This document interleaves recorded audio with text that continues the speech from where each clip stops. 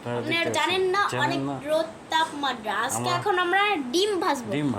ডিম রোদের তাপে ডিম ভাজবো। ডিমটা একটু আমনে একটু দেন আমার ডিমটা। আপনারা দেন একটু ডিমটা নেন।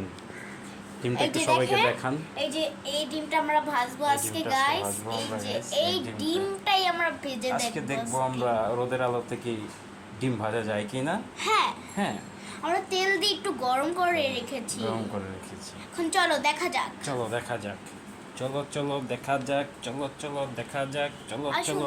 যাক। দেখুন, এই আমাদের সেই বারান্দা, অনেক সুন্দর। আমাদের বারান্দার সামনে আবার একটা কি আছে, মসজিদ আছে। কত সুন্দর খোলামেলা আমাদের সেই বারান্দাটা। এখান থেকে পুরো ঢাকার অনেক কিছুই দেখা যায়। সুন্দর গাছ, স্কুল, মসজিদ।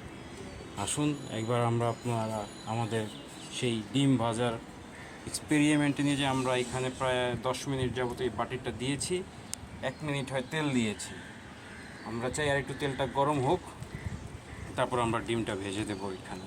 আপনারা আমাদের সাথেই থাকুন, দেখতে পাবেন আজকে গরমের মধ্যে কীভাবে এই ডিম ভাজি আমরা পুরো গরমে ঘেমে গেছি। কিন্তু বাটিটা মনে হয় না গরম হচ্ছে।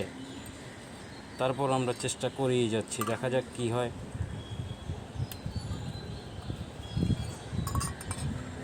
আবার একটু বাতাস আসতেছে, যার কারণে এটা গরম কম হচ্ছে, তাতে আরও গরম লাগবে।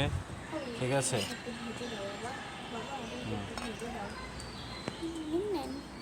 নেন আপনার হাত দিয়ে আপনি ডিমটা ভেঙে ওখানে ছেড়ে দেন। আমি পারবো না। তা কে করবে? তুমি। আমি। হে দেখুন আমার বাবা ডিমটা ভাঙবে। আমাকে দেখাইতে হবে না।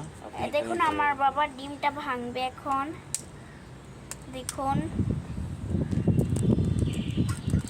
দেখুন আমার বাবাটা ডিম ভেঙে ফেলালো।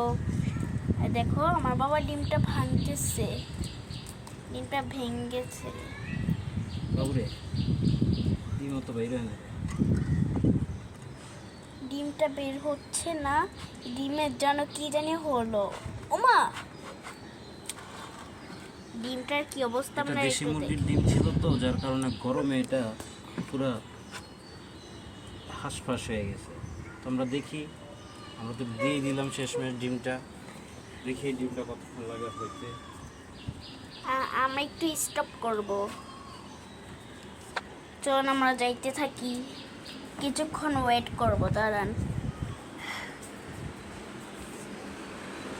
তো যাইতে থাকি। অফ করে কি আর একবার চালু করা যাবে? চালু করা যাবে।